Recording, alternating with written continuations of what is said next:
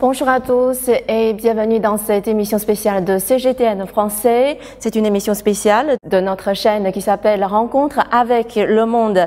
Notre équipe de tournage est arrivée aujourd'hui sur la magnifique île de la Réunion, qui est une île volcanique située dans l'ouest de l'océan Indien et qui est aussi un département français d'outre-mer. Aujourd'hui, ce numéro exceptionnel aura pour thème principal ceinture et route et la coopération sino-réunionnaise.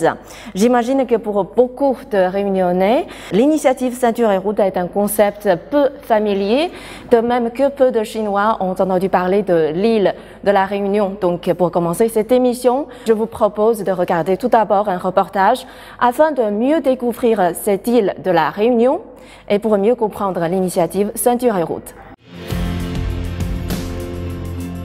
En 2013, le président Xi Jinping lançait l'initiative Ceinture et route, composée de deux concepts, la ceinture économique de la route de la soie et la route de la soie maritime du XXIe siècle. En 5 ans, plus de 80 pays et organisations internationales ont signé des accords de coopération avec la Chine dans les domaines des infrastructures, des investissements, du commerce, des finances et des technologies. De nombreux projets voient le jour dans le cadre de ces initiatives, comme la Banque asiatique d'investissement dans les infrastructures ou encore le réseau ferroviaire sino-européen reliant 42 villes de 14 pays européens. La Réunion, petite île européenne située dans l'océan Indien, est une importante région d'outre-mer française de 840 000 habitants où le tourisme, l'hôtellerie et l'agroalimentaire sont très développés. L'île, qui abrite l'un des volcans les plus actifs de la planète, offre des paysages d'une beauté unique. Ces dernières années, la Réunion et la Chine ont mis en place divers projets de coopération. La Réunion a établi en 2014 des relations amicales avec la ville portuaire de Tianjin au nord de la Chine. Avec son bureau économique inauguré à Tianjin en 2018, elle est devenue la première région à s'installer dans le centre d'échange international des villes amies de Tianjin. Les deux parties ont pour objectif d'élargir les coopérations dans divers domaines tels que le commerce, l'éducation, le tourisme, la biotechnologie, la recherche et le développement ou encore l'industrie. La Réunion, qui dispose de ressources touristiques variées, est également multiculturelle.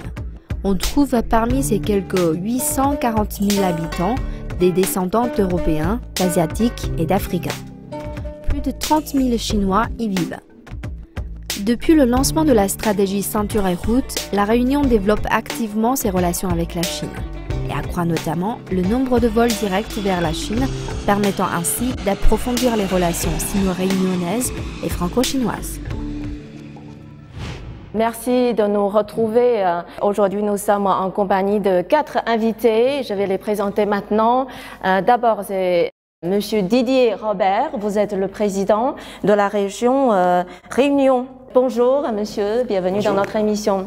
Et Chen Zhuhong, vous êtes le consul général de Chine à la Réunion. Bonjour et bienvenue. Bonjour. Et après, monsieur Stéphane Foisin, vous êtes le directeur général de l'Office du tourisme de la Réunion. Bonjour et merci d'être venu. Bonjour. Et enfin, monsieur Zhang Guobin, vous êtes le secrétaire général de l'Institut Charar de Chine. Bonjour et bienvenue. Notre thème aujourd'hui, c'est ceinture et route. Donc, je voudrais savoir, puisque c'est une initiative prononcée par le président chinois Xi Jinping en 2013. Donc, pour vous, mes chers invités, qu'est-ce que cela signifie cette initiative ceinture et route et comment interprétez-vous cette initiative ? Elle marque un virage, elle marque une volonté de plus grande ouverture, effectivement encore, de la Chine, donc en direction des autres pays, et en particulier, donc en ce qui nous concerne pour la Réunion, donc de pouvoir mieux relier demain et de porter un certain nombre de projets entre la Chine d'une part et l'Afrique d'autre part. Donc c'est vraiment une dimension qui est une dimension à laquelle je suis extrêmement attaché. Donc je veux vraiment saluer cette initiative du président de la République populaire de Chine, de tous ceux qui aujourd'hui participent donc à mieux faire rayonner et à me faire comprendre donc tout ce qui peut être porté. La Chine est un pays incontestablement aujourd'hui qui connaît une vraie dynamique, une vraie croissance, et je crois que de vouloir partager cela aussi avec le reste du monde pour être dans une démarche qui soit plus une démarche également mondiale. Donc cela correspond parfaitement à ce que nous souhaitons. Un dernier mot peut-être juste pour souligner que dans le cadre de cette nouvelle route de la soie, dans le cadre de ceinture et route, il y a l'opportunité peut-être avec la Réunion, qui est une île française dans l'océan Indien, de pouvoir peut-être rejoindre non seulement la Chine et l'Afrique, mais de pouvoir le faire également à travers l'Europe. Monsieur le consul. Il faut dire que c'est une initiative de coopération ouverte et inclusive. Et cette initiative, c'est un produit public initié par la Chine, mais construit ensemble par tous les pays, tous les partis concernés. Et je peux dire que elle ne s'oppose à aucune partie concernée. Voilà. Et Monsieur Foissin, puisque vous travaillez dans le secteur du tourisme, comment interprétez-vous cette initiative et qu'est-ce que cela signifie pour vous? C'est une excellente nouvelle pour nous, puisque c'est aussi le moyen pour nous d'accueillir encore plus de touristes en provenance de Chine, puisque c'est une ouverture de la Chine vers l'océan Indien et aussi vers la Réunion. Je pense que notre président de région travaille d'arrache-pied justement pour que ces relations sino-réunionnaises soient les plus fortes possibles. Et donc cette ceinture et cette route de la soie, nous passons par là et nous voulons absolument être partie prenante sur ce grand territoire qu'est le monde. Et la Chine s'ouvrant ainsi au monde et s'ouvrant à la Réunion nous permettra aussi de développer touristiquement, de développer notre île, mais aussi des échanges économiques avec la Réunion et la Chine à travers bien sûr une vision touristique que j'ai particulièrement. Et Monsieur Zhang, puisque vous travaillez actuellement pour l'Institut de Charar, qui fait beaucoup d'études sur la ceinture et route, donc qu'est-ce que cela signifie pour vous? Je pense que l'initiative lancée par le président de la République populaire de Chine, M. Xi Jinping, c'est une grande opportunité pour tous les coins du monde, c'est-à-dire tous les pays, y compris la Réunion. À mon avis, parce que selon des chercheurs de notre institut, on dit que la ceinture et la route peuvent intéresser et bénéficier par tout le monde. Mais je pense que la Réunion est dedans également. C'est dans ce cas-là, je dis que c'est aussi une opportunité, mais aussi un défi. Mais aussi, je pense que dans la future, mais cherche une coopération, parce que vous avez maintenant vous avez des coopérations dans le domaine culturel, dans le domaine de l'éducation, vous avez déjà beaucoup de choses, des touristes également. Mais il y a peu de choses de l'économie, de la coopération. C'est dans ce cas-là, je dis, il faut après avoir étudié tout ça pour mieux chercher quelque chose, pour mieux chercher une voie de coopération dans le domaine économique. La Réunion a établi un lien amical avec la ville chinoise de Tianjin.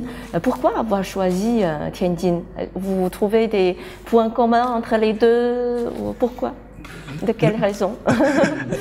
Tianjin est une ville aujourd'hui, de mon point de vue, qui s'est alliée à la fois la tradition et en même temps la modernité. Donc lorsque vous vous promenez dans la ville de Tianjin, je suis en tout cas moi sous l'émotion donc d'une tradition multiséculaire chinoise qui est portée aujourd'hui et qui se voit.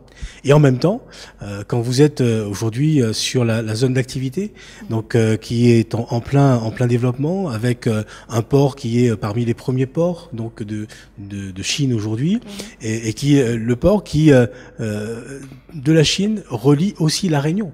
Donc c'est un premier lien qui a été déjà constitué. Et donc quand vous avez ces éléments-là, à la fois de tradition et de modernité, ça fait résonance, ça me parle profondément, parce que, encore une fois, je considère que nous ne réussirons le pari d'un développement équilibré, d'un développement soutenu, que si nous arrivons à comprendre qui nous sommes, d'où nous venons et ce que nous voulons faire. Et encore une fois, cette dimension chinoise que chaque Réunionnais porte au fond de lui, donc mérite un peu mieux de trouver son expression. Et donc j'ai trouvé auprès des autorités de Tianjin cette même volonté, cette même envie de construire, d'aller de l'avant. Et donc sur le plan universitaire, donc il y a des premiers contacts qui ont été établis. Il y a une jeune chinoise donc de la ville de Tianjin qui a effectué son doctorat ici à l'université de La Réunion. Donc il y a des associations, il y a des acteurs, des artistes qui sont venus ici de Tianjin pour présenter ce qu'ils font. Nous aurons une résidence d'artistes et nous allons construire donc une très belle exposition d'ici la fin de cette année, qui sera une exposition d'une ville à l'autre, d'un pays à l'autre, pour pouvoir justement montrer ce que les Réunionnais savent faire aujourd'hui dans le domaine artistique, de la peinture, de la sculpture, et ce que les artistes chinois peuvent aussi apporter. Et vous voyez donc tous ces éléments-là sont des éléments qui sont des éléments très positifs et qui nous rapprochent naturellement de cette ville, et qui fait que, encore une fois, c'est la relation entre les hommes et les femmes donc, qui nous permet donc aujourd'hui de renforcer progressivement, jour après jour, cette relation. Moi-même, je me suis déplacé à plusieurs reprises à Tianjin. Les autorités, Madame Xiao notamment, qui est la vice-maire en charge des questions de la culture, donc s'est déplacée et est venue à La Réunion l'an dernier. Et donc nous sommes vraiment sur une très belle avancée, une très belle dynamique, avec le concours et le soutien, je dois le dire, du consulat général de Chine à La Réunion, notre ancien consul qui nous a beaucoup accompagnés également. Et donc voilà, il y a une vraie volonté partagée de travailler ensemble et d'aller de l'avant ensemble. Vous avez très bien cité les éléments concrets de cette coopération. Et Monsieur le Consul, quel est votre commentaire, ou bien comment voyez-vous l'avenir de cette relation d'amitié entre La Réunion et Tianjin? Et j'ai témoigné la coopération entre la région et la ville de Tianjin. Et je suis très encouragé par ce jumelage. Et je vois aussi une très belle perspective sur la coopération, non seulement dans les domaines économiques, commerciaux, mais aussi dans les domaines éducatifs, du tourisme, la culture.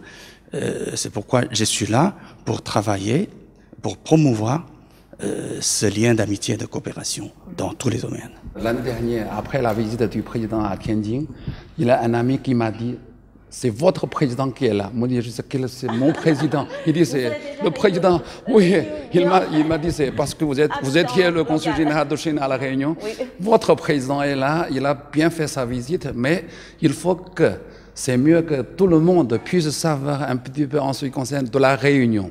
Même à Tianjin, il y a seulement Madame le vice-maire qui connaît La Réunion. Il y a une centaine de personnes qui connaissent La Réunion, mais parmi combien de personnes à Tianjin qui ne connaissent pas très bien La Réunion. C'est à mon avis, c'est mieux que vous préparez quelque chose pour montrer quelle est la potentialité de La Réunion, pour séduire, Monsieur le directeur général, pour séduire les Chinois, les touristes, les chefs d'entreprise. Ça, c'est vraiment très important à mon avis. Oui, sur le secteur du tourisme, parce que selon les statistiques en 2017, en Chine, il y a déjà 130 millions de touristes chinois ont effectué un voyage à l'étranger et y ont dépensé un montant total de 115 milliards de dollars américains. Donc on peut dire que la Chine, jusqu'à aujourd'hui, est toujours le premier pays émetteur des tourismes au monde entier. Donc, mais peu de Chinois ont entendu parler de l'île de La Réunion. Comment expliquez-vous ce phénomène? Écoutez, tout simplement parce que je pense que la politique qui est mise en place entre la Chine et la Réunion est une politique assez récente et nous devons nous faire connaître. C'est comme toute nouvelle destination. L'île de la Réunion devient la nouvelle destination, un petit peu la destination à la mode de la Chine, du continent, ce magnifique pays. Et nous négligeons pas à la fois le tourisme d'affaires, le tourisme culturel, le tourisme bien évidemment d'agrément qui est aussi très important, et le tourisme aussi de gastronomie, c'est ce que je vous disais tout à l'heure. C'est important que tous ces aspects-là fassent partie de la promotion que nous allons mettre en place et que nous avons mis en place déjà depuis quelques années. Mais le travail qui est fait aujourd'hui, nous avons déjà une compagnie locale qui est Austral, qui relie le sud de la Chine à l'île de la Réunion, et avec Monsieur le Président de région, nous mettons en place une ligne pour 3 3 vols successifs au mois d'octobre qui viendra de Tianjin sur l'île de la Réunion pour relier la Réunion au nord de la Chine. Donc c'est une opération importante que nous mettons en place. Et il faudra aussi que des Réunionnais puissent partir visiter le nord de la Chine. Et je sais que Tianjin est bien placé puisque c'est la porte de Pékin. Donc il y a aussi énormément de choses à faire dans cette région-là et de belles choses à voir. Pour le visa, vous savez, c'est très difficile pour les Chinois. Nous demandons le visa plus difficile que demander le visa pour aller en France, en métropole. C'est dans ce cas-là, dit ça. Il faut simplifier ça. Deuxièmement, il faut inviter les journalistes,